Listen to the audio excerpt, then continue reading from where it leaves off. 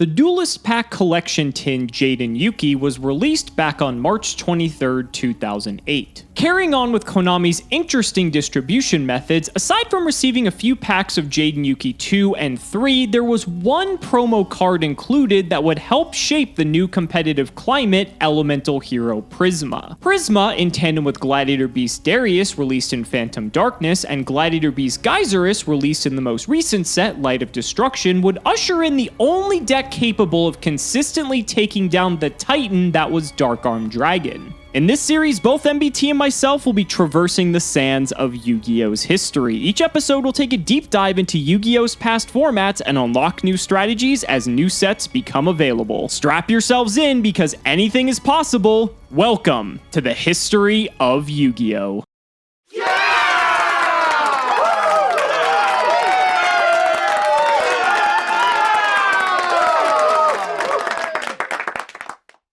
Wow. 4 in a row. What an unbelievable streak. Folks, I am one episode away from tying up the series after an embarrassing start where Alex proved he is simply the superior drawer of Pot of Greed. Unfortunately, though I have sold my soul to the darkness and accepted Rays of the Storm Monarch as my personal lord and savior, I am now going to have to play my most important game yet against the most difficult deck, Gladiator Beasts. Now, it's June of 2008 at this period. All the SJCs are completed, and all that's left to play is Nationals. The United States and Canadian Nationals happened during this period, and both were absolutely dominated by Gladiator Beasts and Dark Armed Dragon. Only one deck was able to top that was not one of the two aforementioned, and it's a top 8 from Yannick Dubois on Counter Fairy. It's a little sacky too, so it's not hard to see how it crept into a top cut, but far and away, these were the only two decks worth playing. We're playing a historical match. This is Miguel Garcia's Dark Armed Dragon deck that lost in semifinals to the deck that Alex is playing. Now, despite that loss, coverage on metagame leads me to believe it's a very close matchup. It can go either way depending on how you draw. And when have we ever drawn poorly against Alex? Not much to talk about with this list, to be honest. Shouts out to Miguel for making such a heads-up build, but it's pretty much all you've seen over the last couple of episodes anyway.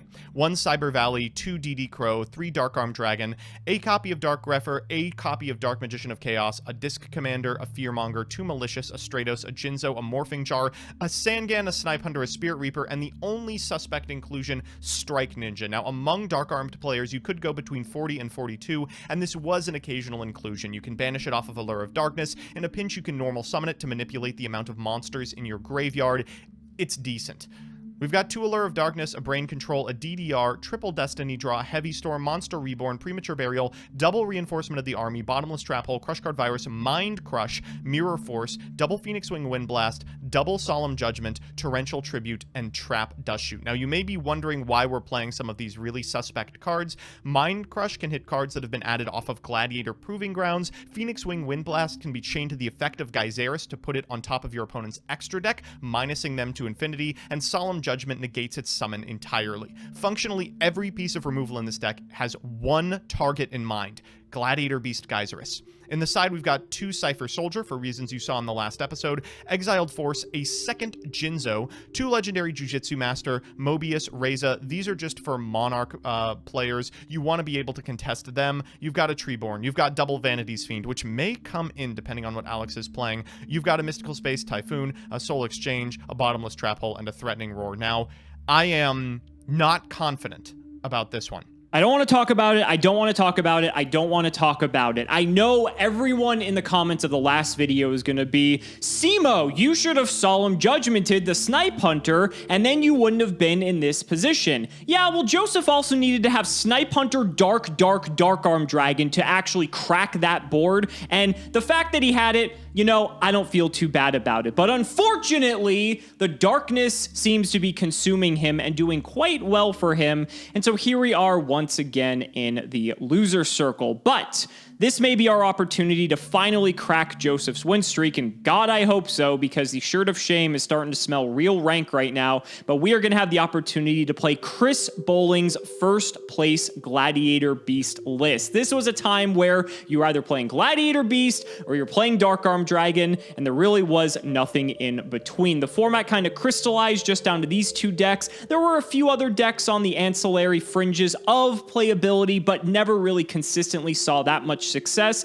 and so this is what we are bringing to today's duel. So let's go ahead and do the card by card. First up, we've got DD Crow. It's a very nice answer to all of the Dark Arm Dragon decks to be able to slow them down just a little bit, stop them from getting the Disc Commander shenanigans going. 2 copies of Elemental Hero Prisma. This was actually released in like a Jaden Yuki tin of all things, but this was very crucial for the Gladiator Beast strategy because with it, you're able to reveal a fusion monster. In this case, you could reveal just Gyzarus, and then you're able to send one of the fusion materials who's specifically listed on that card to the graveyard, and this card becomes that monster's until the end of the turn, allowing you to set up 4 plays to be able to go into stuff like Gyzarus, like Heraclinos, and the like. Just a very solid card all around. Also helps set up for Darius plays, which we'll talk about a little bit later on. 1 copy of Stratos to, of course, fetch the Prisma because it is an elemental hero for some reason. We have 2 copies of Bestiari. All the Gladiator Beasts had the ability to tag out into one another after the end of the battle phase,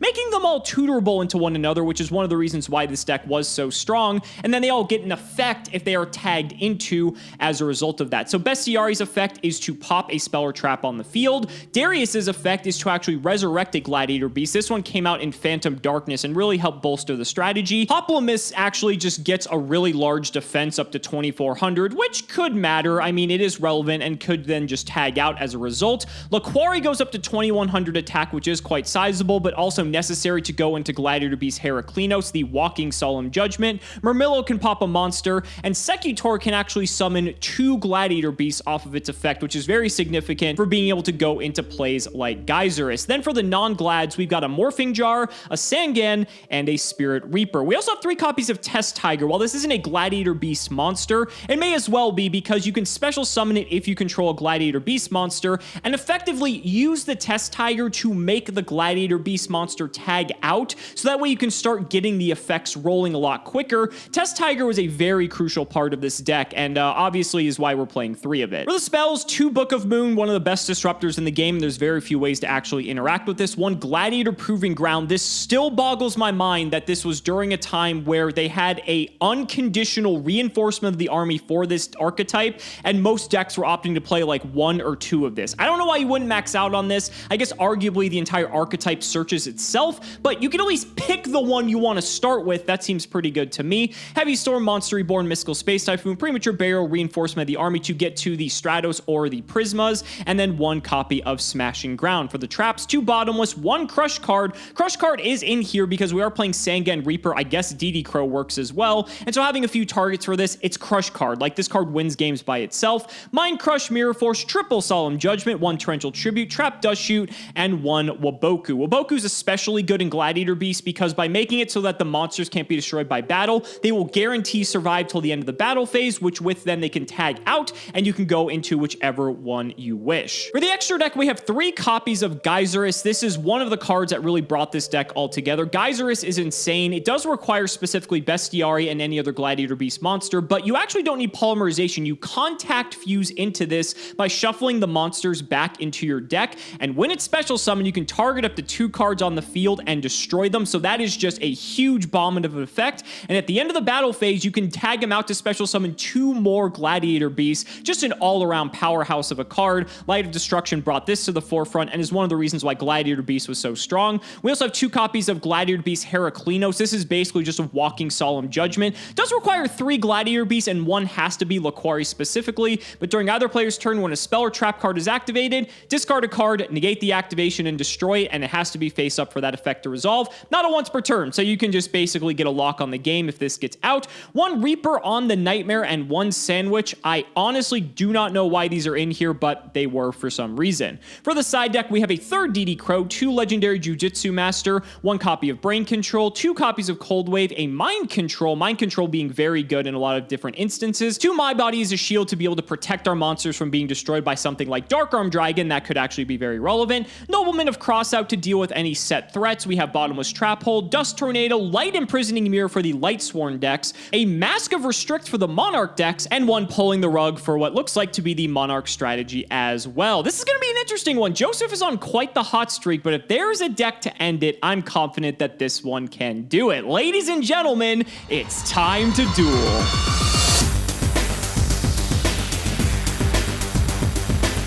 Joseph, here we are once again, and buddy, I gotta tell you, I'm still fuming over last week. I've not gotten over the fact that the hand was Snipe Hunter, Dark Arm Dragon, which was like exactly what it had to be for you to win that game. Could have just judgmented the Snipe Hunter and just, it would have been over, and I would have been out of this god fucking forsaken shirt. But here we are, once again, the Glad versus Dad Clash of the Titans. I'm excited for this one. What do you think, buddy? Well, as much as I want to gloat about the 4-Pete, I think it's probably bad karma to do so. I have to get the 5-Pete if I want to equalize the series. This is a pretty big match for me, and it was a big match for Miguel too, and I hope I can achieve a different result. We've been jamming a lot of Dad these last couple of weeks, but I think it's time for these individuals to understand why Gyzarus is so absolutely strong. Absolutely. Chris, Miguel, if you guys are watching this, we hope we can do you right for your semi-final U.S. national match. Worlds was on the line for this. This was a very high-pressure situation, for sure. I'm excited to be able to repeat something like this. This is going to be a lot of fun. You ready, buddy? I am prepared. Are you ready to fall before Paper Strat? That's the real question. I mean, probably. And in light of that, I've decided to do something new here. So I have the rock, paper, scissors generator back up, but the reason for this is so the audience can actually see it. I want you to pick a number, and I'm going to refresh the generator that many times, so that way we can have you have a little bit of control over your fate here. How does that sound? That sounds good to me, buddy. I'm going to pick... All right, what number? The number... This is the number of games I gotta win to get back on track. I'm picking number 1, baby. Let's see. Well, technically, don't you have to win 2 games to get back on track? If you want to get into semantics, yes. Fine. You said 1. You said 1. Fine. That's okay. All right. All right. It's paper. So, gotta crash. Give me another number, buddy. Okay. Let's pick the number of wins that this streak is composed of. Let me get 4. Okay. So, 1, 2, 3, 4. It's paper again. Would you like to try again? Yeah. Okay. Let me get the number of games I have to win in a best of 3. Let me get the 2. Okay. 1, 2. Oh, that's not going to bode well for you, buddy. That's really not a good look. Oh, God. And I'm going to pick the number of matches I need to win this and end your streak. And that is going to be 1. I'm going to go first, buddy. Go ahead. Good luck.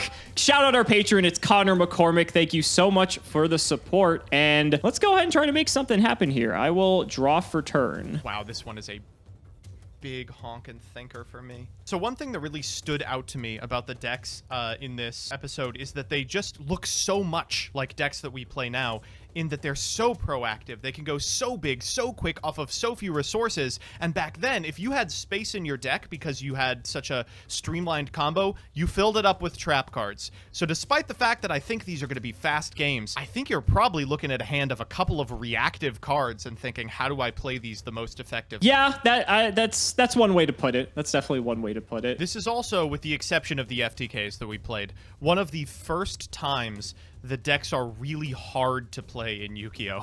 The combos are just so involved that sometimes you can look at a hand of 6 and think, oh god, how do I do this optimally? And the answer isn't as immediate as normal summon a card trooper, mill 3, and pass. Yeah.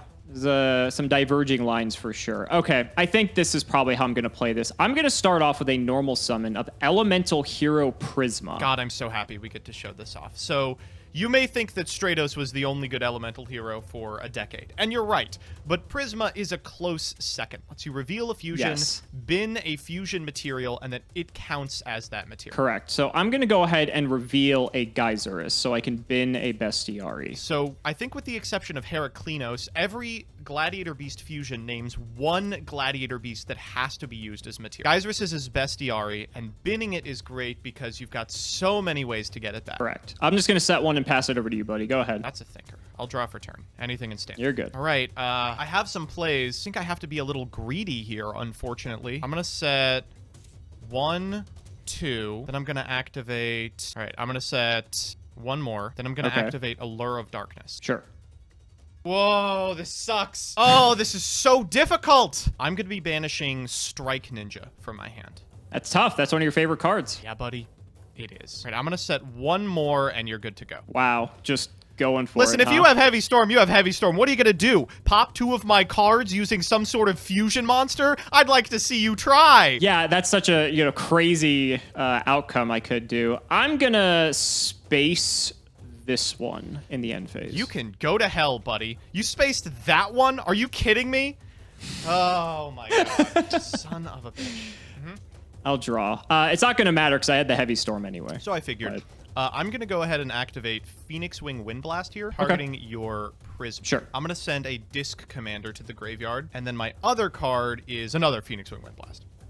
All right, so that'll resolve. Prisma goes on top. Unfortunately for you, I have another Prisma. That's fine. I mean, if you want to spend your normal summon on this, by all means, go ahead. Yeah, it could be a lot worse. I am going to go digging here. This will shuffle the Prisma away, which is kind of nice. I'm going to dump... I don't know what to go for at this point. I guess we'll go for the Laquari this time, so I'll reveal Heraclinos specifically. Heraclinos needs Laquari as material. Next, since I control a face-up Gladiator Beast, I'm going to bring out Test Tiger. Yep, sounds good. It's a bit weird because I can, go Test Tiger, I can go into, Secutor, and then I can actually get, 2 Glads that actually do something. That does sound pretty good, so I guess we're going to go for it. So I'll Test Tiger away my Prisma here. Yeah, that's fine. Okay, so Test Tiger gets tributed. This is going to get shuffled back. I'm going to go ahead and grab the Secutor, wherever he may be, right here. Go to battle. We'll hit for 400. I'll take it. And then end of battle phase, Secutor effect. We will shuffle him back, and we get to grab 2 Gladiator Beasts. I think I'm going to go ahead off the Secutor. Let's grab a Laquari and a Darius. Okay. That's fine. I'm going to use that Darius effect, and I think I want to bring back another Laquari. It is tempting to go for Bestiari here because I could go for a Gyzarus, but I'm not getting any value off of it, so I don't know if it's worth it. I do have the potential to also just contact fuse away into a Heraclinos, which is pretty good, I hear. Let's see. You're also on 2 cards here, so I also kind of just almost want to just maintain the board presence instead of stacking up into a Heraclinos. So I think I'm going to do that actually. I'm just going to bring back a Laquari, and I'll pass the turn. Okay, all right. I'll draw for turn. So, that's such a bad draw. All right, so I had to play in that exact way, Mystical Space Typhoon in the Heavy Storm, because if you Mystical Space Typhoon a Phoenix Wing Wind Blast while I only set 1, I have no way to get the Disc Commander into the graveyard without using the battle phase. And using the battle phase against your Gladiator Beasts, it turns out is a really bad idea. So I had to unfortunately put myself in a really bad position versus Heavy Storm specifically, just so I can premature burial out back my Disc Commander here. I'm going to DD Crow the Disc Commander. Yo, come on. Oh, so much depended on that draw. Can you kill me here? So one of the Laquaris is pumped, so it's 35 plus 21, so that's 56. So I need 1,200 to kill you. I think I can play it a little casual. Yeah, whatever. I'll just set 1 path. Okay, we'll draw. Anything standby? Nope. So the biggest punish on the planet Earth right now would be Mirror Force, because then I just lose my whole board. Right. So that would be pretty bad. Everything else, I think that they played in these decks. What else is there? Bottomless. There's Judgment. There's some things like that. Not a lot else really scares me too much, I feel. But I also don't want to lose everything. So it's a bit of a risky one. You could just be bluffing on top of it. Mirror Force, I believe, is still limited at this point, but I've lost to Mirror Force way too many times in the history of Yu-Gi-Oh! Against you specifically that I'm gonna have to respect it to some degree. Yeah, I think that's fair. Is a way we could possibly play around it, though. I'm gonna go ahead and activate Gladiator Proving Ground. So let's go ahead and we'll grab ourselves a copy of Bestiari. I don't understand why people weren't playing 3 copies of this card. It still blows my mind because being able to access Bestiari at any time just seems pretty good. Ooh, this does bring up another situation. Torrential actually does punish me here pretty badly now that I think about it. That's pretty good. Pretty good. If I attack with everything and it all connects, I'm thinking what's the move after I connect with everything? And then if it is Mirror Force, if I switch a guy to defense, then I just have a guy that's kind of sitting there, not really doing a whole lot. I could just make Gyzarus at that point, to be honest. Here's what we're going to do. I'm going to switch one of the Laquaris to defense. I want to minimize this if I can. So we're going to go in, and we'll try to hit with Darius. It is Mirror Force. Yeah. All right. I did it correctly. Okay, so we're going to lose both of these. We will go to main 2. I do have the option to go for the Gyzarus, and Gyzarus is pretty sweet here. You're drawing to 2 cards. You have literally 0 darks in grave. That is correct. It's been a rough game for you, boy. So, I mean, Gyzarus is cool, but I'd almost like to be more reactive with the Gyzarus when you actually have some established board. So I actually think instead, I'm just going to set one and pass it over to you. Go ahead. Okay. Set card could be Bestiari, of course. What's the defense on Bestiari? 8. Okay. Bestiari is 800, correct. All right, I'll draw for turn. Let me guess. Allure of Darkness with 1 dark in hand. God, I wish. I think you it's should do Rhoda. it. Oh, that's a good one, actually. It is quite strong. I am going to think about this one very hard. Options here for you include what? You could get the Stratos. Dark Grepher is also an option. None of them are immediately insane, but they do generate you advantage and could potentially set you up. Obviously, you have that last card in hand, too, that could make that decision a lot easier for you to decide, but Rhoda's a very good card, so that was a nice top deck. Yeah, I think, unfortunately, it's got to be Elemental Hero Stratos here. I think that's correct, too, even though I don't know the other card in your hand. Stratos just seems generally better in this board. All right, I'm going to Stratos here, and, I mean, why would I ever not get the best card in the deck? Why would I ever get anything other than, of course, Destiny Hero Fearmonger!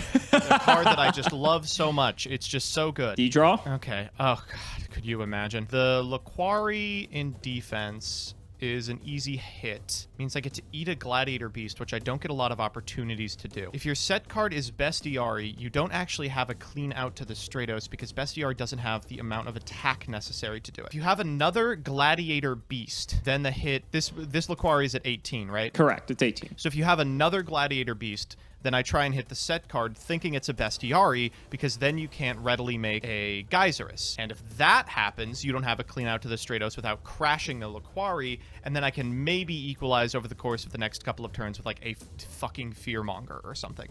Yeah, that seems like a pretty remote possibility if I'm being honest. God, this is so hard! Okay, you would never set the Bestiari, right? Would never set I would tell you, of course, wouldn't I? Because if I attack the Bestiari and get rid of it, you don't have a way to get it back into rotation, and these decks were only playing 2 copies. You'd have to find a way to get Darius onto the field, and then you can never Gyzarus pre-combat. You have to do it post-combat, at which point it sucks ass because it loses to every... You would never set the Bestiari. Never in a million years is that set card a Bestiari. I'm getting the read on a Hoplomys. And if it's Bestiari, oh my god, will I lose my shit.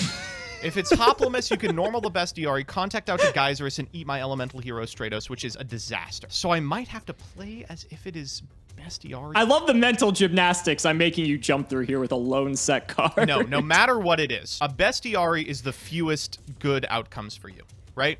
Because if it's Bestiari, you need another Gladiator Beast, not difficult to find, but hardly impossible. If you fail to find a Gladiator Beast, I can eat the Bestiari next turn for free, and then you don't have a way to Darius it. If it is a Hoplomys, I'm fucked anyway. You're going to have a Gyzarus. Like, there's just nothing I can do about it.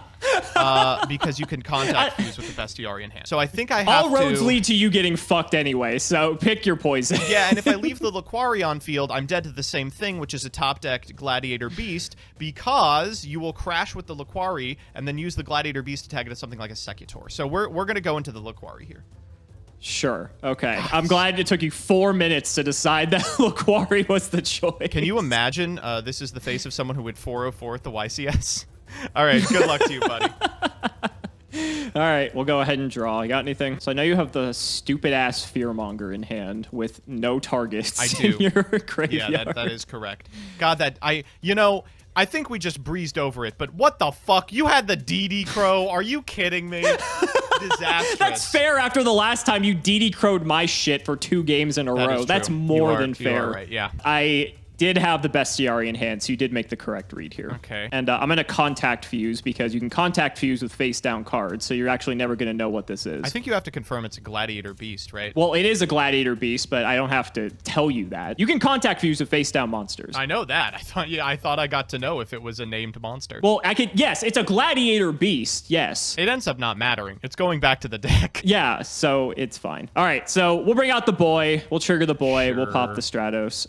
Let's go to battle, hit for 24. Yep. And then we can, at the end of the battle phase, we can tag out with the Gyzarus, and that's probably the best thing to do to just rebuild our board presence here, I suppose. Although Gyzarus is kind of big. It's a bit of a tough call. We can... What do we go for? We could go for a setup that was similar to before, where we can get like a Laquari. Darius is cute because then we can get back, you know, our Bestiari and then set up again for another Gyzarus. So there's like stuff there. Could go for the Heraklinos play. Actually, a few things here. I'm just getting nervous just because, I mean, you have Fearmonger. I'm not really nervous about that. But like every turn I give you, just terrible. Just absolutely terrible. All right, so we will return this to the extra deck. What do we want to grab here? Oh, this deck's playing 2 Laquari. That's cute. That's annoying. All right, I'm going to go for I guess I'll go for a Hoplomys and a Darius. Then trigger the Darius. I think I will go for the Bestiari here, actually. This forces you to answer it, and Fearmonger doesn't answer it. So I actually think I'm just going to sit on that, and I'll pass the turn. Go ahead. Oh, you have got to be shitting me.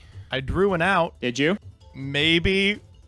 Oh, okay. God, not this again. All right, okay. So, card in hand has to be, the card in your hand has to be a Gladiator Beast. And if it is, we just lose the game. That's fine. Hey, we've all been there. I'll go for Snipe Hunter. I'm going to discard a Malicious, target the Hoplomys. One-time miss, please. If even one of these misses, I'm in good shape. That's not one. All right, Snipe. One down. So the problem with this hand was the Malicious was stranded. So I could have roted for Dark Grepher, discarded the Malicious, and if I had the read on the best, I could have banished the Malicious for a Malicious, used the Malicious to run over the Laquari, and the Dark Grepher to run over the Bestiari. But if I had the read on Hoplomys, that loses the game on the spot. Right. Not like I'm doing much better now. Let's go for Snipe Hunter again. I'm going to pitch the Fearmonger. We're going to target the Darius. Please miss. Thank fucking God. Thank you. That's fine. I will go to combat. Unfortunately, I'll crash. You have to crash. Here, yeah. Yeah, you have to. Second main, deciding if I want to get out the other Malicious gives you a free attack, but not like you don't have a free attack on my life points anyway. Let's go ahead and get that card out of our deck. Scary, because it does put 3 darks exactly in grave. So it does. And oh no, I'm not going to be able to trigger Fearmonger. Oh no. Not Fearmonger, dude. I'm going to normal summon the Sangen here. Okay. I'm going to go into this. I'll hit you for 17. Oh, I still have an out in my deck, and it's the most common card still remaining. We're gonna tag out the Darius. The good thing is, even if you do top deck a dad, like, I'm not completely dead because I have 8,000 life points. So that at least feels good. You know what? Actually, I'm just gonna keep the Darius out. If I had like a Laquari to go into, that would be nice, but I don't. I will just pass the turn on this. Go ahead, buddy. One time, baby. One time. Please don't. Please don't. Please don't. Please don't. Holy shit. You don't have it. No, I don't. All right, good game. And that's exactly why I wanted to keep that on board. That was lethal, too. So I made it sure that it was a 1-turn clock, not a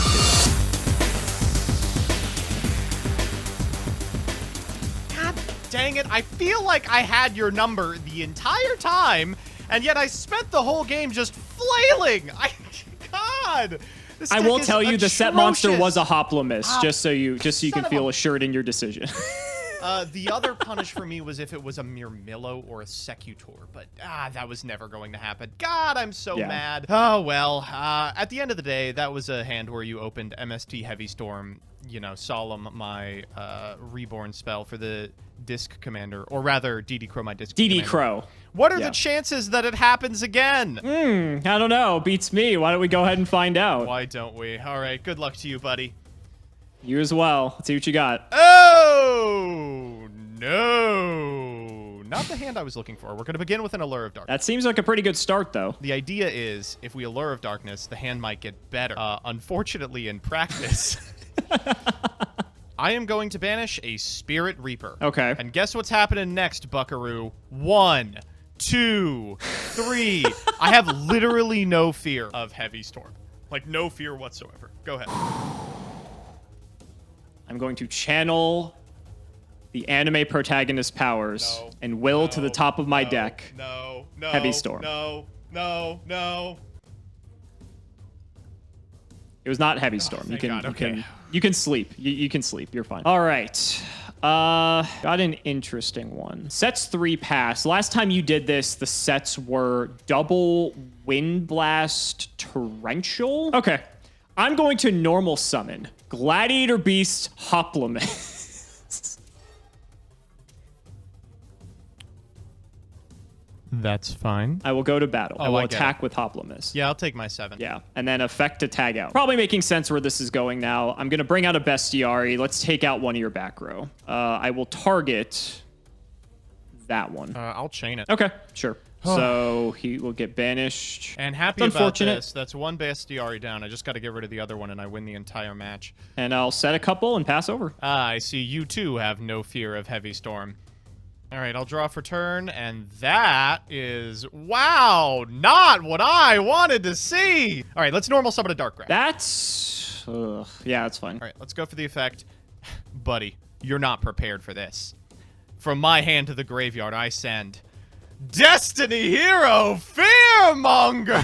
Hell yeah. Oh, sure. I hate this god dang card. Couple things you could send here. You can send a Disc Commander. That'd be pretty good. You can send a Mally, give you another card, I guess. You could also just send like some of the bigger cards too.